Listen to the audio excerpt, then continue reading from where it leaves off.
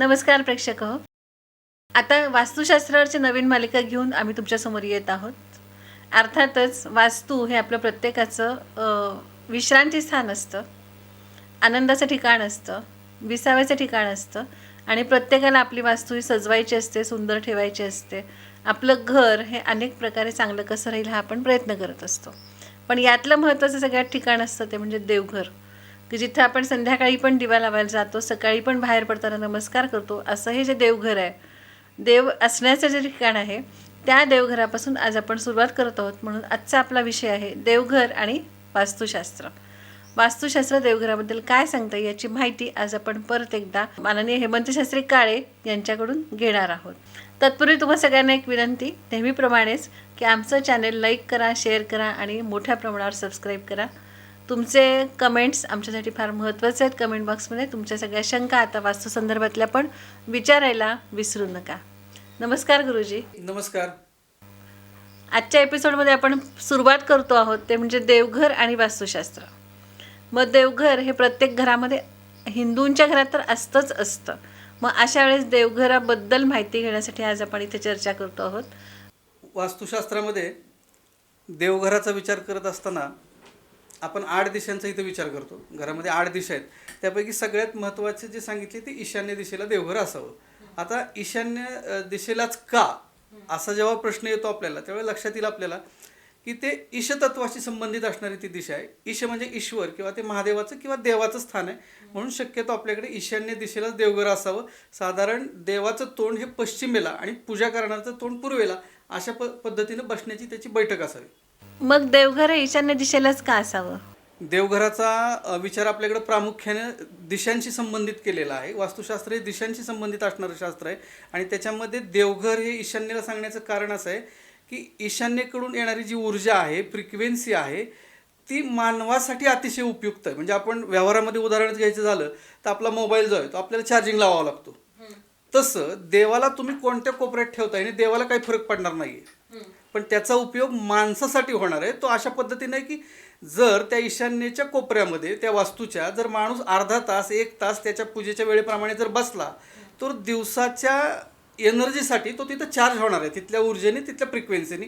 म्हणून शक्यतो देवघराचं स्थान हे ईशान्येला आपल्याकडे सुचवलं जातं. म्हणजे देवापेक्षा सुद्धा आपल्याला ते स्थान महत्त्वाचं आहे.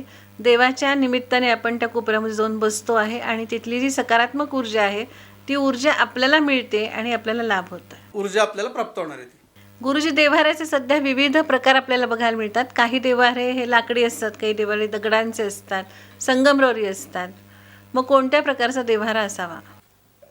देवघरामध्ये जो आपल्याकडे देव्हारा असतो तो शक्यतो लाकडी असावा असं सांगितलेलं आहे. त्याच्यामध्ये लाकडामध्ये सुद्धा तुम्ही देवदार वृक्षाचं लाकूड वापरू शकता, सागाचं लाकूड वापरू शकता, आंब्याचं लाकूड वापरू शकता. अनेक प्रकारचे लाकूड त्याच्यामध्ये नवीन पण काही आलेलेच त्या पद्धतीनं तुम्ही वापरू शकता. पण त्याच्यामध्ये आपल्याकडं दगड किंवा ज्याला आपण आजकाल मार्बल म्हणूया, त्या मार्बलचं शक्यतो देवघर नसावं किंवा नसतं.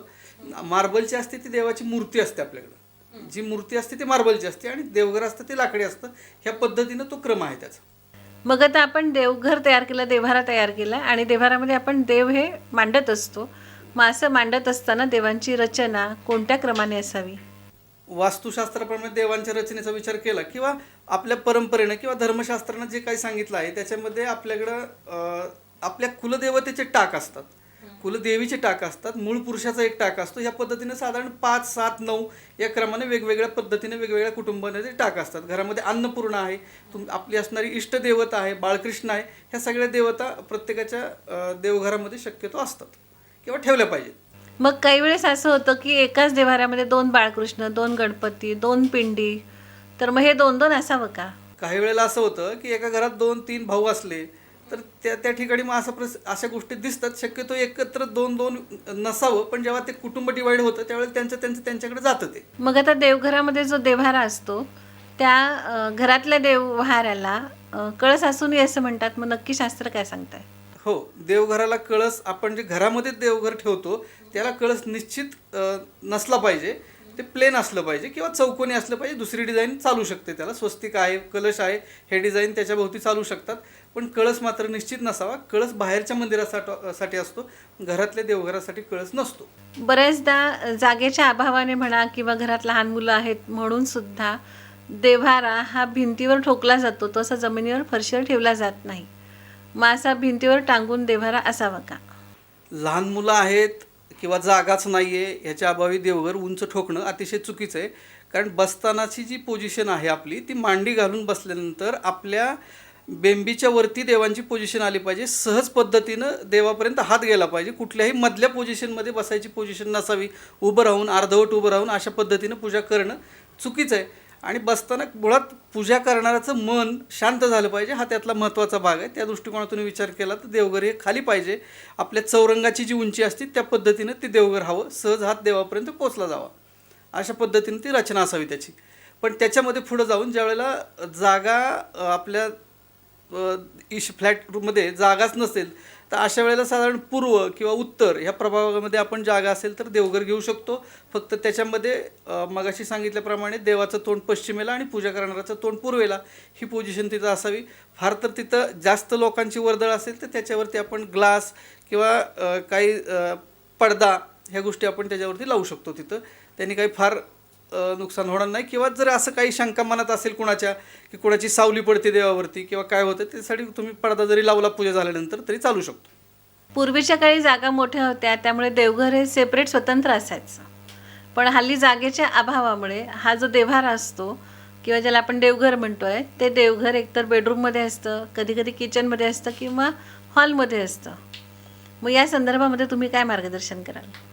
पूर्वीच्या काळी स्वतंत्र जागा होत्या, वाडे होते, त्यामध्ये स्वतंत्र देवाचं स्थान किंवा देवाची खोली असायची. शक्यतो पूजा झाली की नंतर कोणी तिथं फारसं जायचं नाही. हल्ली ते शक्य नाही आहे, कारण फ्लॅट संस्कृतीमध्ये ते कुठंच शक्य नाही. मग याच्यामध्ये विचार केला आपण तर रूमच्या दृष्टीने विचार केला तर शक्यतो ईशान्येला ते देवघर असणं किंवा आत्ता जे आपण म्हटलं की जिथं सोयीची जागा आहे त्या रूमच्या ईशान्येला, शक्यतो पूर्व दिशेशी संबंधित असावी ती रूम, अशा ठिकाणी आपण कुठेही देवघर घेऊ शकतो. फक्त त्याच्यावर कोणाची सावली पडणार नाही येता जाता याची काळजी घेणं त्याच्यामध्ये गरजेचं आहे. पण मग बेडरूममध्ये देवघर असावं का? बेडरूममध्ये देवघर नाही चालणार. बऱ्याचदा मग स्वयंपाकघरामध्ये देवघर असतं, पण स्वयंपाकघरातला जो किचनचा ओटा असतो, कट्टा असतो, त्या कट्ट्याच्या खाली एक कप्पा हा देवघराचा म्हणून केला जातो, देवाचा म्हणून.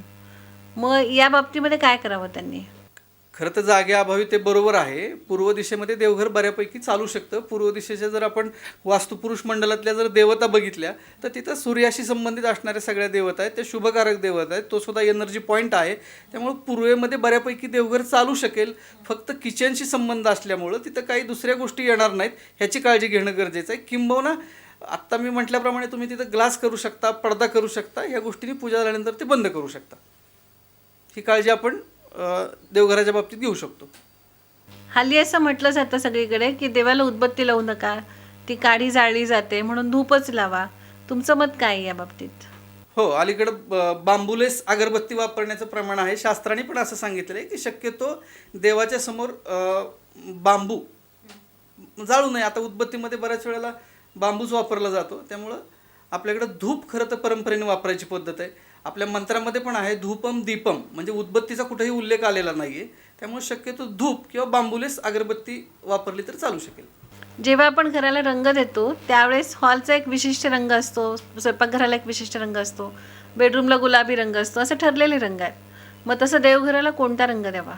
देवघरासाठी रंगाचा विचार केला आपल्याला तर साधारण ते जलतत्व आहे, म्हणून जलतत्वाशी संबंधित असणारे जे रंग आहेत, ज्याला पाण्याचा रंग म्हणता येईल, आकाशी रंग म्हणता येईल, किंवा तिथं त्या दिशेचा स्वामी गुरु असल्यामुळं थोडासा येलो शेड असणारा ऑफ व्हाईट कलर हा पण तिथं चालू शकतो. अशा पद्धतीनं 2-3 कलर इथे चालू शकतात. देवघरामध्ये बऱ्याचदा महादेवाची पिंड असते, शाळीग्राम असतो, विविध तसबिरी असतात, एखादी बाहेरून आलेली असते, एखादी कोणीतरी गिफ्ट दिलेली असते.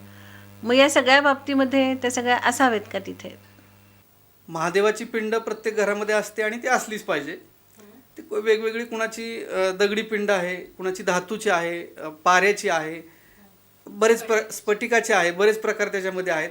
त्या आपापल्या जे कोणी दिले असेल त्या पद्धतीने त्याचं पूजन करणं गरजेचं आहे. त्याच्यामध्ये शाळीग्रामच्या बाबतीत मात्र आपल्याला सांगता येईल की शक्यतो शाळीग्राम हा बंद डबीत ठेवणं तिथं योग्य ठरतं. गुरुजी, बहुतेकदा रोज आपण देव्हाऱ्यातल्या देवांसोबत तिथं काही फोटो ठेवलेले असतात देवांचे, त्यांची पूजा करत असतो. पण काही वेळेस असं असतं की त्या एखाद्या फोटोची काच तडकलेली आहे किंबहुना आतला फोटोच खराब झाला आहे. मग अशा वेळेस काय करावं? काच तडकलेली असते किंवा फोटो खराब झालेला असतो. बऱ्याच वेळेला जुन्या फ्रेम किंवा जुने फोटो परंपरे आलेले आपल्या 50-100 वर्षापूर्वीचे पण काही घरांमध्ये दिसून येतात. मग याच्यामध्ये काच तडकली म्हणून घाबरून जायची किंवा गडबडून जायची काही गरज नाही. ते विसर्जन करायची सुद्धा गरज नाही. तुम्ही दुसरी काच त्याला बसवून घेऊ शकता. अर्थात ते फोटो आहे त्याच्यामध्ये प्राणप्रतिष्ठा केलेली नाही आहे, त्यामुळे त्याला घाबरून जायची गरज नाही. दुसरी काच तुम्ही लावून तो फोटो आहे तसा तिथं फ्रेम आहे तशी तुम्ही ठेवू शकता, वापरू शकता. आणि आतला फोटो खराब झाला असेल तर? आतला फोटो खराब झाला असेल तर तो श्रद्धेचा भाग आहे. तुम्हाला शक्य असल्यास तो विसर्जन तुम्ही करू शकता त्याला. आणि कधी कधी असं पण असतं की जे वंशपरंपरागत टाक आहेत, मूर्त्या आहेत, गणपतीची आहे, बाळकृष्णाची, अन्नपूर्णेची आहे, तर या जरा झिजलेल्या असतात किंबहुना त्याचे टवके गेलेले असतात. मग अशा वेळेस काय करायचं? मूर्ती किंवा टाक म्हणता येईल आपल्या मूर्तीपेक्षा. आपल्याकडे परंपरेने आलेले चांदीचे टाक, आपण मगाशी सांगितलं की कुलदेवतेचे 2 टाक ठेवायची पद्धत आहे किंवा कुलदेवीचे 2 आहेत, मूळ पुरुषाचं 1 आहे. 5, 7, 9 ह्या क्रमानं प्रत्येकाच्या घरामध्ये टाक असतात. खूप परंपरेने जुने आलेले असतील तर टाक जे आहेत त्याच्यामध्ये टवके उडतात किंवा काही झीज होते त्याची, बऱ्याच गोष्टी त्याच्यामध्ये होण्याची शक्यता असते. अशा वेळेला खरं तर आपल्याकडे एक पद्धत आहे, कुठलंही घरात लग्न कार्य वास्तुशांत असेल त्यावेळेला आपण त्या टाकामध्ये भर घालून घेतो. तसं करणं शक्य असेल तर ते पहिल्यांदा करता येते का त्याचा विचार करावा. जर अगदीच नाईलाज असेल, अगदीच शक्यच नसेल करणं, तर मग ते देव तुम्ही टाक विसर्जन करून नंतर टाक नवीन करू शकता. बहुतेकदा प्रत्येक देव्हाऱ्यामध्ये मूर्ती तर असतातच टाकांसोबत. मग ह्या मूर्तींची उंची, त्यांचं प्रमाणबद्धता काय असावी? प्रमाणबद्ध आपल्याला प्रमाण जे आहे ते साधारणतः 1 वीत असं प्रमाण त्याच्यामध्ये सांगितलं गेलेलं आहे. ह्या मापाने मूर्ती असावी, ह्याच्यापेक्षा जास्त उंच नसावी. गुरुजी, बऱ्याचदा देवघरामध्ये देव असतातच, पण आपण देवासमोर बसूनच जप करतो असं नाही. बऱ्याचदा बाहेरच्या खोलीमध्ये बसून आपण जप करतो, इतरत्रही आपण देवाची उपासना करत असतो इतर घरातल्या ठिकाणी, आणि हॉलमध्ये पण काही तसबिरी आपल्या असतात. तर मग याबद्दल तुमचं मार्गदर्शन काय आहे? हो, प्रत्येक आता दिवसभर आपण काही जरी जप करायचं असलं किंवा आणखीन देवाचं काही वाचन करायचं असलं तर प्रत्येक वेळेला देवाच्या समोरच बसून वाचन होईल किंवा करता येईल असं काही शक्य नसतं. त्यावेळेला वेगवेगळ्या खोल्यांमध्ये किंवा बाहेर तुळशीपाशी, अंगणात असं वेगवेगळ्या पद्धतीनं हे केलं जातं. मग त्याच्यामध्ये चुकीचं किंवा वावगं असं काहीच नाही आहे. प्रत्येक ठिकाणी देवाचं अधिष्ठान आहे आणि आपण प्रतिमा, फोटो लावतो, ते देवाचं स्मरण आपल्याला कायम राहावं ह्या दृष्टिकोनातून तो फोटो लावलेला असतो. आणि आत्ता मी म्हटल्याप्रमाणे त्याची काही प्राणप्रतिष्ठा केलेली नसते, त्यामुळे त्याच्यामध्ये पूर्ण देवत्व नसतं, ते एक स्मरण असतं. अशा दृष्टिकोनातून फोटो किंवा प्रतिमा तुम्ही वेगवेगळ्या खोलींमध्ये लावू शकता. पण मग हे जे फोटो लावायचे असतात, ते फोटो लावत असताना पण दिशा बघाव्यात का? ते लावत असताना दिशा बघितलेल्या शक्य असेल तर बघावेत. त्याच्यामध्ये शक्यतो देवतांचे फोटो किंवा संतांचे जे फोटो आहेत ते शक्यतो पूर्व किंवा उत्तरेला तोंड करून असेल तर योग्य. अगदीच नाईलाज झाला तर पश्चिमेला, पण दक्षिणेला करू नये. अनेक घरांमध्ये असे बघायला मिळतं की त्यांचे जे पितृ असतात, पितरही म्हणतात त्यांना, आई वडील वगैरे असे, त्यांचे फोटो पण देव्हाऱ्यामध्ये असतात. मग ते तसे फोटो देव्हाऱ्यामध्ये असावेत का? बऱ्याच कुटुंबामध्ये जर आई वडील किंवा जे कोणी आपले श्रद्धास्थानाचे व्यक्ती आहेत ते जर गेले तर त्यांचा काही ठिकाणी टाक पण ठेवला जातो, काही ठिकाणी फोटो ठेवला जातो.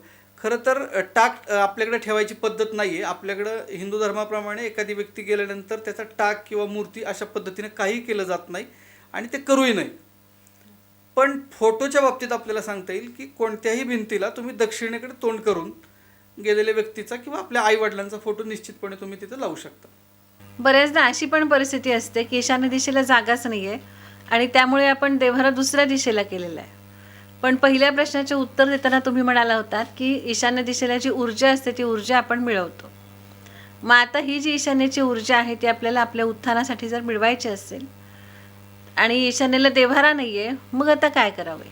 बऱ्याच वेळेला बंगलो अशा परिस्थितीमध्ये असतात की तिथं ईशान्येला देवघर घेतलेलं नसतं, कारण जुने जे बंगले आहेत त्याच्यामध्ये ईशान्येला देवघर नाही आहे.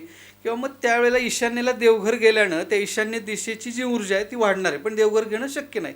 मग अशा वेळेला बाहेरच्या बाजूला जर जागा असेल, ईशान्य दिशेमध्येची जर आपल्याला एनर्जी जर वाढवायची असेल तर त्यासाठी आपण त्याचा विचार करू शकतो. शक्य असल्यास आपण तिथं अंडरग्राऊंड वॉटर टँक घेऊ शकतो किंवा त्याच्यामध्ये आपल्याला कारण जास्त पाण्याचं ते घेता येईल.